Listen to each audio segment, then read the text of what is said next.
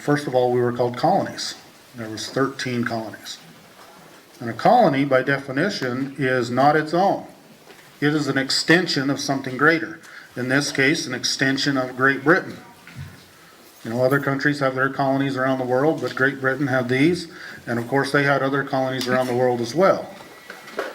And our founding fathers, after trying to do all they could to have their government, Great Britain, recognize their rights and to allow them to be free, and yet they incurred atrocity after atrocity, finally they said no more. And they wrote up the Declaration of Independence. And that declaration changed some things. And that there was a transfer that took place at that point. I want to just point that out. That in the last paragraph of the Declaration of Independence, it states that these united colonies are, and of right ought to be free and independent states, and that they are absolved from all allegiance to the British Crown, and that all political connection between them and the state of Great Britain is and ought to be totally dissolved, and that as free and independent states they have full power to levy war, conclude peace, contract alliances, establish commerce, and to do all other acts and things which independent states may of right ought to do. So right there in that sentence we see the transfer. They started out calling them colonies, which is what they were, and they ended up saying that these are free and independent states. There's a difference in definition, because a state is not a colony. Colony is not a state. A state is independent. It's free. It's not an extension of something else. It stands on its own. Okay? Now, Great Britain, of course, didn't easily accept that. They said, no, we're not going to allow these colonies to become states. We do not want men to have their freedom. We want to maintain control. We know that there's good land over there and good resources, and we want to keep control of those resources. And so we're not going to allow that to happen. And of course, a war ensued, and the American people had to fight a bloody war. It cost lots of lives. But in the end, and I believe with the providence of Almighty, that we know history, we won that war. Okay. When someone puts their foot down, someone else is going to try to sweep it off. And they've got to stand strong, or that's going to take place. But our founding fathers stood strong, and they had the help of our Father in heaven, and they established that these are states. Now, at the end of that war, there was a peace treaty signed. And that treaty is called the Treaty of Paris, I believe, because it was first signed in Paris. And all the states didn't sign it at the same time. They didn't all go over to Paris, but it went around. Eventually, they all got signed. Now, that treaty was eventually signed by 14 states. Obviously, the 13 states would have been those who signed, but who was the 14th state? England. You stand up and say that louder? England. England. Great Britain. The state of Great Britain.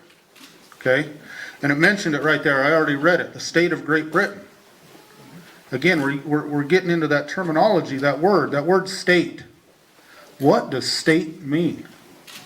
Okay? We call other nations around the world states. The state of Israel, you know, the state of this, state of that. Okay, so what is a state? What is a state? Country. Now, this is an important principle, because at this point in time in history, Great Britain was militarily probably the most powerful country in the world. And they had lands and colonies all around the world. They said the sun never set. And now all of a sudden, these 13 states were equal in status in the world with that great state of Great Britain, that powerful state. They just beat them, for one thing. Okay? And it's important to understand that this treaty didn't have two signatures on it. It didn't have the signature of the United States and the signature of Great Britain. No, it had 14 signatures on it. And now that also shows that each state separately and individually and independently had that same status in the world as Great Britain. Okay?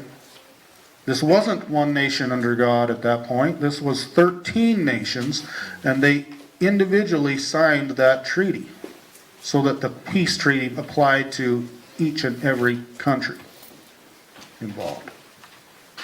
Now, it was their intent to unify, and they did under the Articles of Confederation, and later they perfected that union under the Constitution for the United States of America,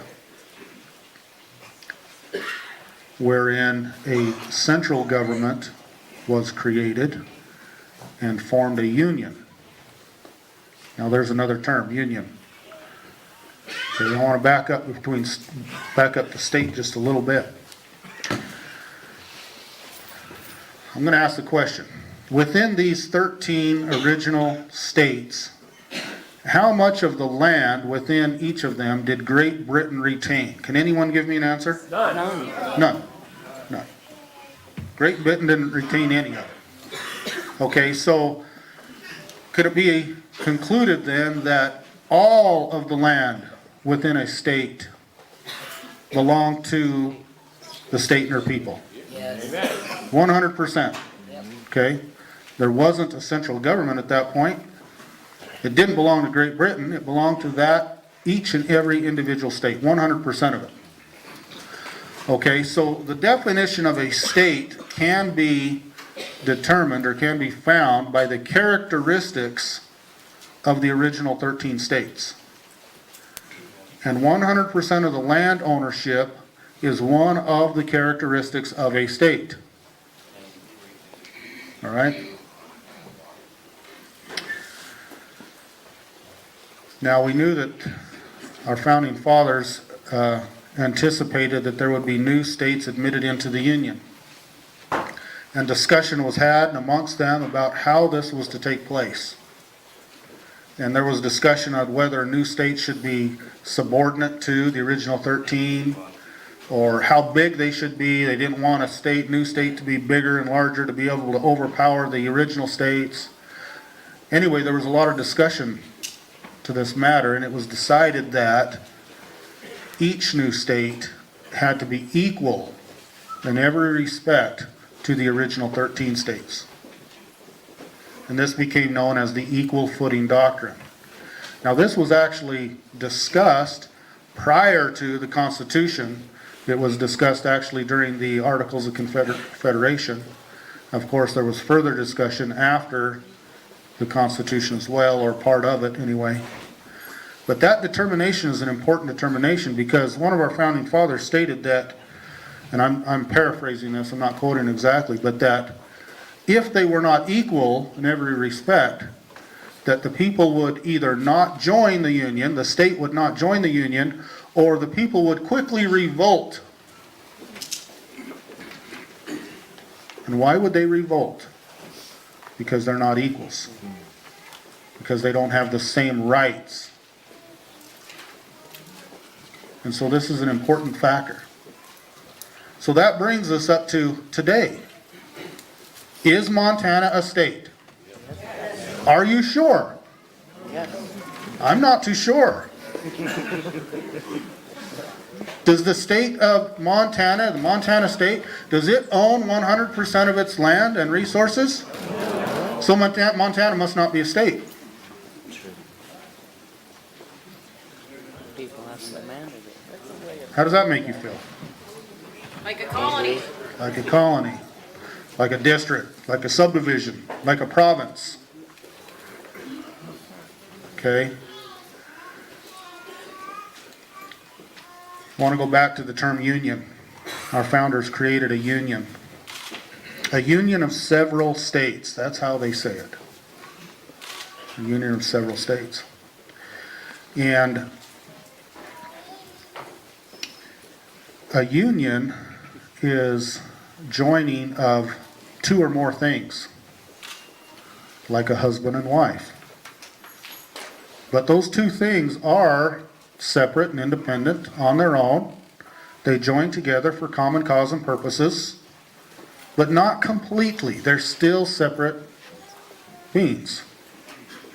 A husband and wife join in holy matrimony and therefore form a union, sacred union. But they're still two separate beings. A union by definition cannot be one nation. Must be several. And when they're joined in a union, they're joined for specific common causes and purposes, but not for everything. And our Constitution, the Constitution 4, and I'm going to press the word for, and I'll explain that in a minute, outlines what those common causes and purposes are. And then expressly in the 10th Amendment it states that if we didn't give Congress the authority for certain things, other things that are not listed in here, then we retain those to ourselves, to the states respectively, or to the people. In other words, we're not united in these other things. We're independent in these other things. And the 9th Amendment specifically states that these rights that we have are more numerous than can be numbered. I'm just going to quote it, read it. The enumeration in the Constitution of certain rights shall not be construed to deny or disparage others retained by the people. In other words, we can't list them all, and so if they're not listed here, they can't be denied to us.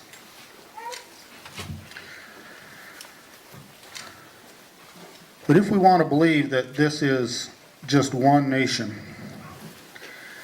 and that the states are just subdivisions of, then the name of this country is wrong. Because the definitions don't match. If we believe that, then we're going to have to change the name of this country to the Imperial Provinces of America.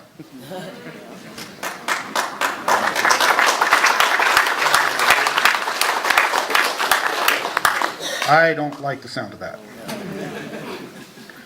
Okay, and yet that is how it's being treated.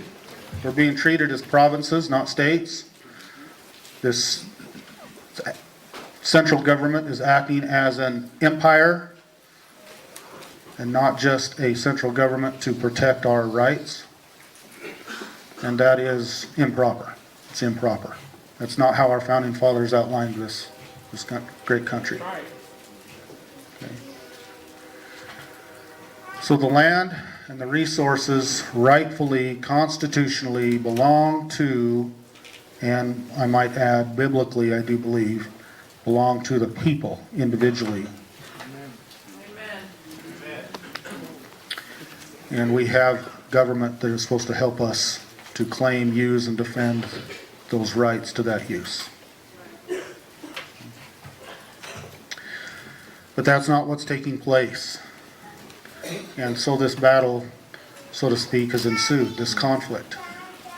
On our ranch down in Nevada, we saw that the government was trying to run us out of business. And it's not just a business, but it's our livelihood, it's our life, it's our history, it's everything we are. And yet they want to just end it like, you don't matter. Okay?